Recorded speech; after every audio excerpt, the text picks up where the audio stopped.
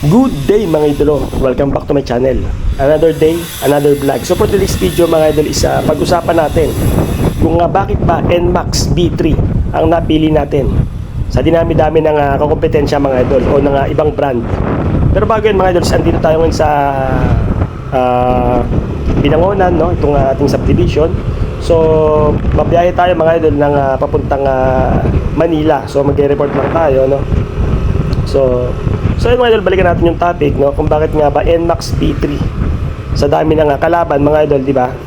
So nandiyan ng Bristol, nandiyan ng Kimco, SYM, FKM, yan yung mga bagong brand mga idol, no? Talaga namang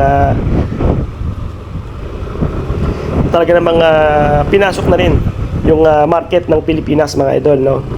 Dati kasi siyempre Big 4 lang, no? Nasanay tayo sa Honda, Yamaha, Suzuki, di ba? Kawasaki, yan lang naman yung Big 4 mga idol sa atin eh. So ngayon mga idol, napakadami na. Sobrang dami ng brand mga idol, no? Na talaga namang napakadami yung pagpipilian. So unahin na nga natin mga idol yung una nating napili sa Bristol mga idol, kasi nga gusto ko talagang mag-adventure scooter, no? So nandiyan yung Bristol, yung ADX mga idol, ADX 160, tsaka itong ATR 160 mga idol, na talaga namang napakaganda ng specs and features niyan mga idol, kung makikita nyo. Tsaka sa personal mga idol, talaga napaka-forma. Kasi nga mga idol, naka rim set na yan, tapos naka inverted telescopic fork yung pinakaharap niya mga idol, yung front shock, no? Tapos syempre naka yung grab bar niyan, ready for top box na. Then ABS tsaka TCS din yan. Tapos naka ano yan mga idol, yung ADX 160, naka ano yun, naka parang 10 liters fuel tank capacity. Then naka TFT panel display, no? Na talaga namang pwede mong i-mirror o i-connect yung cellphone mo, na makikita mo ron mga idol, no? Makikita mo yung mismong screen ng cellphone mo mga idol, makikita mo sa kanyang TFT display. So ganun kaganda mga idol, no? Ganun ka high-tech itong features na itong ADX 160 mga idol from Bristol Motorcycle, no?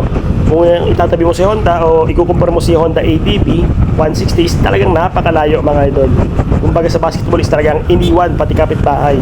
Ganun kalayo yung specs and features nila mga idol. So mabalik tayo mga idol, kaya hindi ko siya napili kasi nga mga idol, nung pinuntahan namin sa Antipolo, yun is mataas yung seat height mga idol, na parang nasa 780, pero nung sinakyan ko mataas eh, tiptoe ako mga idol. So syempre kinonsider ko yung asawa ko, ang height nun is 5 flat lang. Eh syempre mga idol, sa mga hindi nakakaalam is nagbabarko tayo, no? So yung motor is may iwan natin dito, so si Mrs. ang gagamit. So tiniconsider ko rin yun, yung seat height na talagang mataas. So mahirapan siya mga idol. Syempre alam mo naman dito sa Manila, napakahirap mga idol, lalo na pag sumingit-singit ka tapos ganun kalaki yung motor mo, di ba? Baka sumabit ka lang. So hindi ko siya, kaya sa ganda ng features doon, sa ganda ng forma mga idol, talaga namang hindi na namin pinili. Sabi ko mag-change plan na lang tayo. So ito nga, nakita namin yung SYM Husky 150 mga idol, talaga naman napakaganda rin, lalo na nung nilabas nila yung bagong kulay, no? Na parang indigo blue yata yun. So grabe yung kulay nun, tsaka yung forma mga idol. Syempre yung spec and features nun maganda din, kasi TFT panel display din yun. Tapos mga idol, malupit nito is naka 15 fuel tank capacity yun mga idol. Ganun kalaki yung tanke niya, di ba? So bukod doon, syempre meron ding TCS, tapos parang ABS din. Then yung pinaka shock niya sa likod mga idol is naka mono shock, no? Talagang ang ganda sa, syempre ginagamit lang yun mga idol sa mga malalaking motor, no? Yung mono shock. So doon mga idol sa Husky is naka built-in na, no? Talaga namang na stock to stock lang, is talagang grabe yung forma mga idol, di ba? Siksik liglig din yung talaga namang kanyang features mga idol. Talagang nag-uumapaw din. Kaso nga lang mga idol, syempre nag-review tayo, nanood tayo ng mga video, no, regarding SYM Husky. So may nakita akong issue sa kanya na parang pag naulanan is nagli-leaking yung loob mga idol, no? So yung tapos parang kinakalawang yata yun. So yun yung parang hindi ko nagustuhan sa kanya. Siyempre iwan niya natin kay Mrs. yung motor pag sumampa tayo ng barko. Eh baka mahirapan siya mga idol. Siyempre hindi pa kilala ng ibang mekaniko yan, no? Siyempre bago sa paningin yun. So baka mahirapan siyang ipaayos kung sakali. Tapos pwede naman niya ibalik sa kasa pagka may aberya. Pero syempre hindi ko na yun. Hindi ko na inisip pa yung ganon. Sabi ko, sige, harap na lang tayo ng iba. So yun na nga mga idol, nauwi tayo sa ATV, no? Kasi mga idol, ATV kasi lumang modelo na yung Honda ATV 160. Kaya parang hindi ko talaga siya naging choice. Syempre may magbabasya sa atin dyan. So mga idol, para sa akin lang to huwag niyo akong i-bash. So syempre mga sinabi ko dito is sarili kong opinion yun mga idol, no? Sarili ko lang opinion yun, para sa akin lang yun kung bakit hindi ko pinili itong Honda ATV 160. Kasi nga mga idol, lumang modelo na siya. Ang model niya is 2022-2023 pa, di ba? Tapos pag binili mo siya, ganoon yung model, tapos ma-acquired mo siya 2025. So parang brand new yung motor mo, pero yung model niya napakaluma na, di ba? Parang ganoon. So hindi ko siya napili kasi nga mga idol, nilabas na sa bansang Indonesia yung Honda ATV 2026. Kaya para sa akin mga idol, para sa akin lang naman, hindi na siya sulit bilhin talaga, di ba? Tapos may mga issue pa na parang syempre ginawa nga siya for adventure. So yung madaling mabutas yung pinakailalim. Siguro syempre pinang-adventure nga, no? Syempre na tumatama siguro sa bato, mga gano'n, no? Pag nalubak, di ba? So yun yung issue. Syempre siguro adventure scooter, hindi naman ganun ka-adventure, parang semi-adventure lang yung Honda ATV 160, syempre, di ba? Kaya siguro madaling mabutas yung pinakailalim. Syempre pag tinamaan lang ng bato yan, parang ganun yung issue. Tapos ang hindi ko rin gusto sa kanya mga idol is yung signal light niya mga idol na nakalabas, no? Syempre madaling masira yan, mamaya mapagtripan pa sa parking yan, diba? Sipain, hindi mo masasabi yung ganung issue, diba? Kaya sabi ko sa kasawa ko is change plan tayo, dapat talaga mag Honda ATV kami, diba? Kaso nga lang, yun nga yung reason, sabi ko old model na kasi, tapos nilabas pa sa Indonesia yung 2026 model, kaya yun, nauwi kami sa dalawang choices na lang. Kasi nga sa totoo lang mga idol, hindi ko rin gusto tong NMAX. Kasi marami nagsasabi, no, na pangit daw. Pangit sa personal, mas maganda pa daw yung V2, no, yung version 2. So, pinanood ko sa video, parang hindi nga ganun kalakas yung dating. So, nauwi kami sa PCX, mga idol, PCX 160 Road Sync, pinakabago. So, ang forma din, ang ganda. Siyempre, yung mga pictures nun, grabe yung bago, grabe yung binago, no. Tapos yung handlebar niya, hindi na naked. Talaga naka-cover na siya, na gumanda rin naman talaga mga idol, bumagay din sa kanya. Syempre, nasa tao din yun, kung gusto mo ng naked, doon ka sa old model, syempre, di ba? Pero syempre, nakabagong road sync na yan eh. Kumbaga, TFT panel display, napakaganda ng panel yan. Tapos yung issue lang mga idol na parang napanood ko is makalampag daw yung play rings mga idol, Syempre mga idol, yung issue sa motor is hindi man talaga nawawala yan. Lahat naman ng motorcyclist may mga issue, di ba? Lahat ng kahit anong brand pa yan, no? Talagang may mga issue yan. So hindi mawawala yan mga idol. So syempre mamimili ka lang talaga. So kung ikaw mga idol, kung ikaw talagang medyo alam mo na yung pinaghirapan mong pera, di ba? Syempre bibili mo doon na sa pinakasulit. So yun mga idol, sabi ko sige, try natin muna tignan yung kasi nga sa akin okay na rin yun eh. Tapos isa pa pala naging issue sa PCX is yung play rings niya na malapit sa susian, no, yung sa ignition key na natatanggal mga idol, na sinasabi nila is nananakaw daw sa parking, diba? Nananakaw sa parking. So chinek ko nga yun nga, sabi nga nila natatanggal. So may solusyon naman doon, parang nalalagyan yata ng pinaka parang lock yun.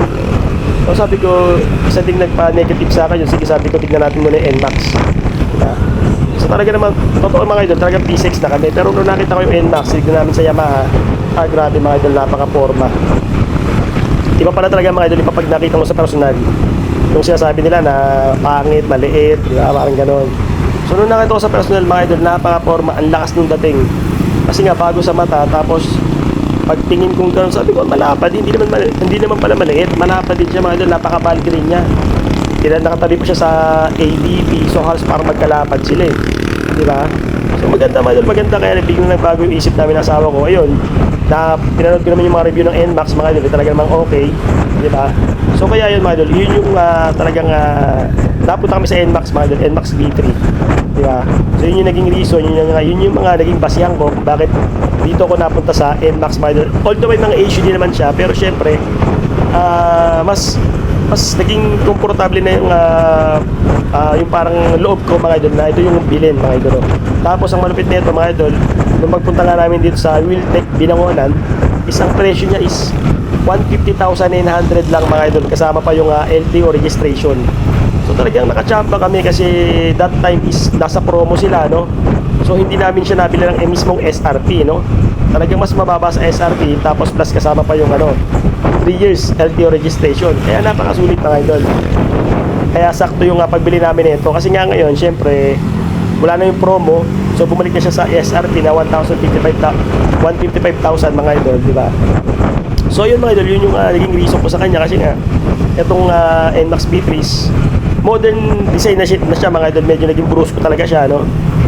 Bukod kumpara sa PCX. Kasi yung PCX mga idol, pag nakita mo is elegante, diba? Ito kasi yung NMAX is parang brusco, no?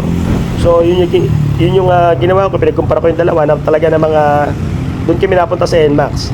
Nung i-compare ko sa B2 mga idol, sa B2 na NMAX is mas para sa akin huwag magagalit yung mga naka-B2 dyan. Mas para sa akin mga idol is maporma to, mas attractive tignan. Para sa akin lang yun mga idol, diba? Pero syempre sa mga naka-NMAX B2 maporma naman talaga yan. Kaso nga lang syempre mga idol is bago sa mata tong NMAX B3. Kaya pag nakita mo sa personal, napaka-porma niya mga idol. Syempre marami na rin na bago rito. Kagaya ng rear shock niya, yung shock sa pinakalikod is naka-subtank na yon. Tapos itong teka lang, si kuya kasi pamasagi natin nasa singit gaming muna tayo mga idol kasi medyo traffic talaga kanina pa rito. Kaya talaga puro singit lang ginagawa natin. Medyo nangangamote na tayo mga idol na nagiging kamote gaming muna tayo rito. Kasi mga idol, napakalayo pa natin. Then binangonan tayo ng galing. Tapos pupunta tayo ng Manila, no? Talagang malayo pa yung biyahe natin. Then yun nga mga idol, mabalik tayo sa issue, no? Itong B3 mga idol is medyo naging maganda rin naman yung features nito na bago yung pinaka panel display niya. Medyo lumaki. Tsaka medyo gumanda mga idol. Then itong handlebar, no? May kita nyo, nag-iba na yung itsura niya. Mas pumogi para sa akin kaysa sa B2. Then yung unahan niya mga idol, yung ilaw niya is naka-projector light na mga idol yung pinaka-headlight. So kahit hindi ka na mag-MDL dito mga idol or mag-mini driving light, napakaliwanag ng buga ng ilaw nito sa gabi mga idol. So totoo lang.